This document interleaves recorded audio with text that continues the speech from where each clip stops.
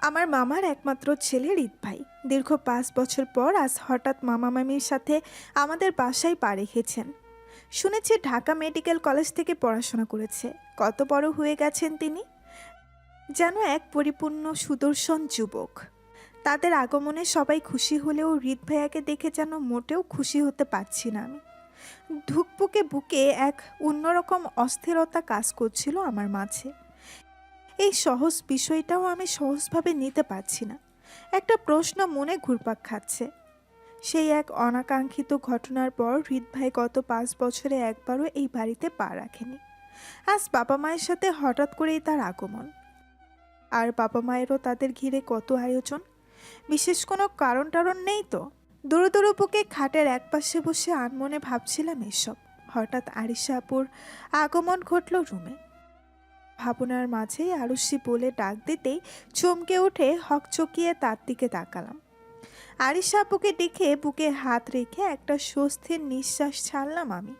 তবে এতটাও নিশ্চিত হওয়ার সময় মিলল না। হঠাৎ আরিশা আপু বলে ওঠে, মামা মামি ড্রয়িং রুমে ডাকছে তোকে।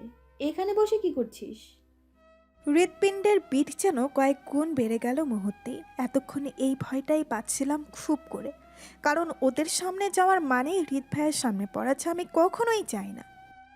হৃদ ভাইয়ের মুখও দেখার ইচ্ছে নেই আমার। আমার এক আকাশ সমান রাগ, ক্ষোভ, ঘৃণা তার প্রতি। নাকি এইসব মাত্রই অভিমান?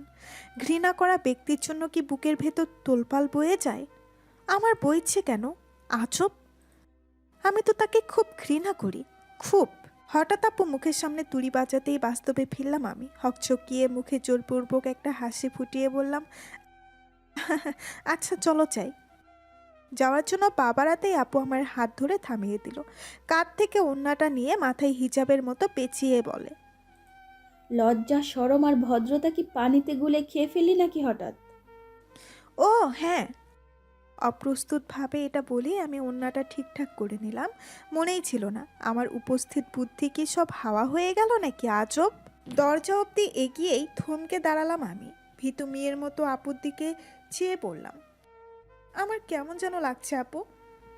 আপু খানিকটা বিরক্ত ভাব নিয়ে বলল, ঢং করার একটা লিমিট থাকে আরশি।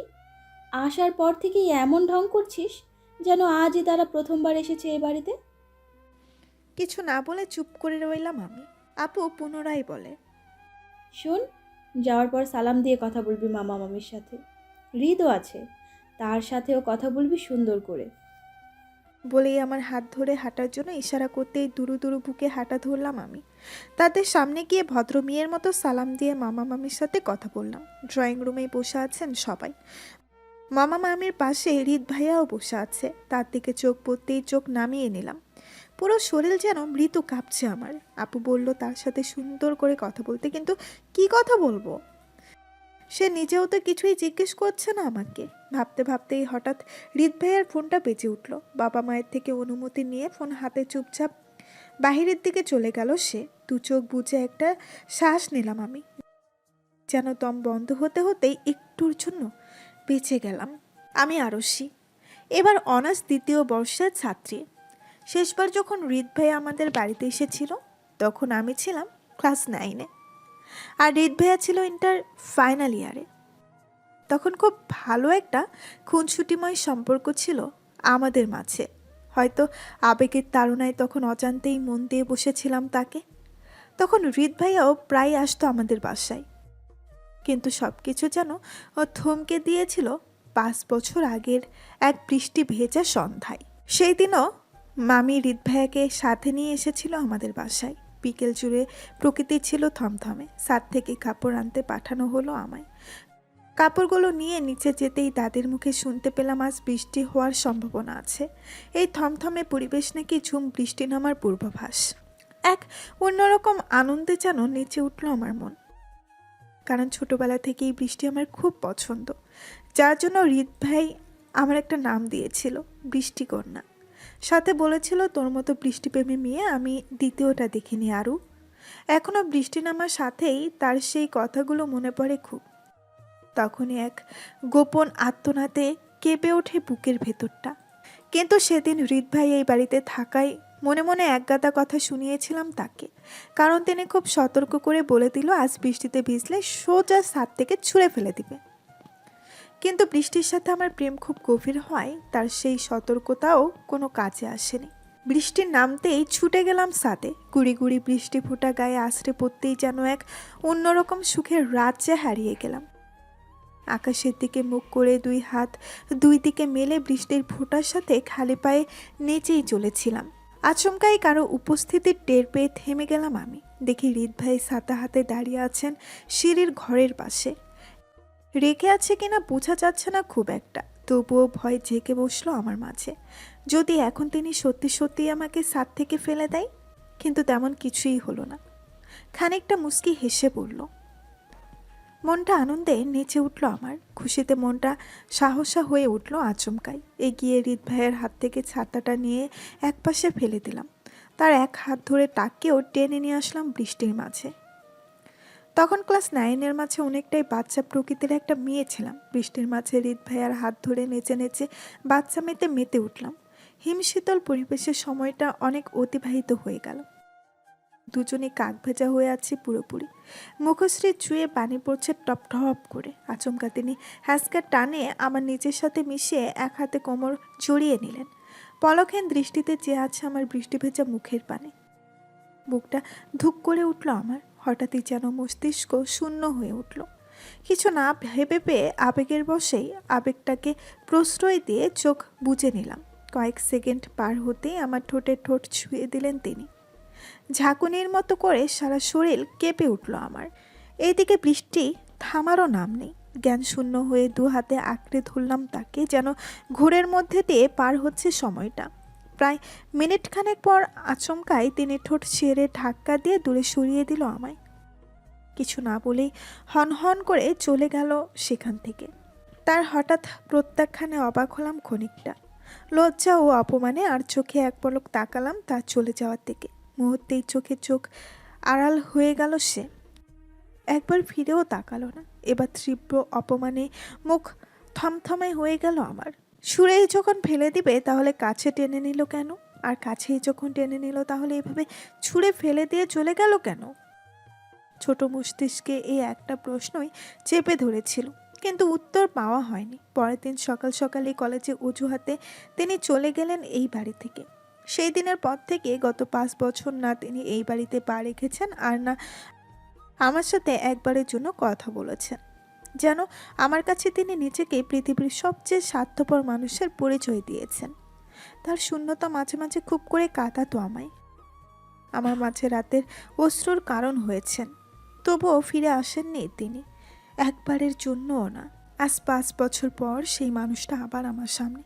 তবে অনেক কিছুই বদলে গেছে। আমরা কেউই এখন সে আগের মতো ছোট বা অবুঝ নেই। তার কথা জানি না, তবে এখন আমি নিজেকে বোঝার মতো যথেষ্ট ম্যাচিওর। সন্ধ্যায় চায়ের সাথে সবাই আড্ডায় মেতে উঠেছে। আরিশা আপু, রুমকি, কিছুক্ষণ পর হৃদ ভাইও যোগ দিল তাদের সাথে। রুমের দরজা অব্দি গিয়েও তাদের সাথে আর যোগ দেওয়া হলো না আমার। চুপচাপ ফিরে হাঁটা ধরলাম ছাদের উদ্দেশ্যে। ছাদের একপাশে নীরবে নির্ভীকতে দাঁড়িয়ে রইলাম কিছুক্ষণ হলো। হঠাৎই পেছন থেকে একটা পুরুষনালী শব্দ ভেসে আসতেই যেন সারা শরীর শিউলে উঠল আমার। রেলিংয়ে হাত রেখে দাঁড়িয়েছিলাম আমি। চমকে ঘুরে দেখার আগেই সেও এসে কিছুটা ঝুঁকে হাতের উপর ভর দিয়ে পাশে দাঁড়িয়ে প্রকৃতির দিকে তাকিয়ে রইল। অন্যদিকে চেয়ে খুব শান্ত গলায় বলে, পালানোর বৃথা চেষ্টা করে কতটুকু সফল হতে পারবে বলে মনে করো পিচ্চি? একইভাবে দাঁড়িয়ে রইলাম আমি।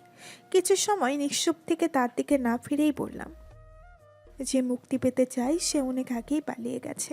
আমার নতুন করে পালানোর প্রয়োজন নেই। আমার কথা শেষ হতেই তিনি স্বাভাবিকভাবে বলে, পালিয়ে যাওয়া মানুষ কি নিজে থেকে ফিরে আসে? তার দিকে ফিরে তাকালাম আমি। বুকের ভেতর ধুকপুক যেন বেড়েই চলেছে। কান্নাও আসতে চাইছে খুব করে। তবুও নিজেকে স্বাভাবিক রেখে বললাম, উদ্দেশ্য কি আপনার? তিনি কোনো কিছু না ভেবেই বলে, সেই ভুলের প্রায়শ্চিত্ত করা। করুণা করতে চাইছেন? না। করুণা করলেও কারো করুণার প্রয়োজন নেই আমার। তাছাড়া আপনার প্রতি এক আকাশ সমান ঘৃণা আমার। বিনিময়ে তার সোজাসাপটা উত্তর, ঘৃণাকে ভালোবাসার চাদরে মুড়িয়ে নিব। ভেতর ভেতর কয়েকটা শ্বাস নিয়ে নিজেকে শান্ত রেখে বললাম, চাই না আপনার ভালোবাসা। এসব সস্তা ভালোবাসা অন্য কারো কাছে গিয়ে দেখান, আমার কাছে না। দূরে থাকুন আমার থেকে। কথাগুলো বলতে কেমন যেন মন বাধা দিচ্ছিল বারবার, তবুও নিজেকে শক্ত রেখে কথাগুলো বলেই হাঁটা ধরলাম আমি। তিনি শান্ত দৃষ্টিতে আমার দিকে চেয়ে আছে। পেছন থেকে শান্ত স্বরে বলে ওঠে, আমার হৃদয়ের দৃষ্টি খুবই তীক্ষ্ণ, তাই অভিমানী দৃষ্টির আড়ালে লুকিয়ে থাকা ভালোবাসা চিনতে একদমই ভুল করি না আমি। আর যদি হয় সে আমার জীবনের প্রথম ও একমাত্র ভালোবাসার মানুষ, আমি সেই ভালোবাসাকে কখনোই ছেড়ে যাইনি, শুধু ক্ষণিকের জন্য দূরত্ব বাড়িয়েছিলাম, যেন অল্প বয়সের আবেগ আমাদের ভালোবাসাকে কলঙ্কিত করতে না পারে। কারণ ভালোবাসা নয় রূপ বা যৌবনের লোভ, ভালোবাসা মানে আমার অপর সত্তাকে তোমার মাঝে খুঁজে পাওয়া, যাকে ছাড়া আমি অপূর্ণ, সত্যি খুব অপূর্ণ।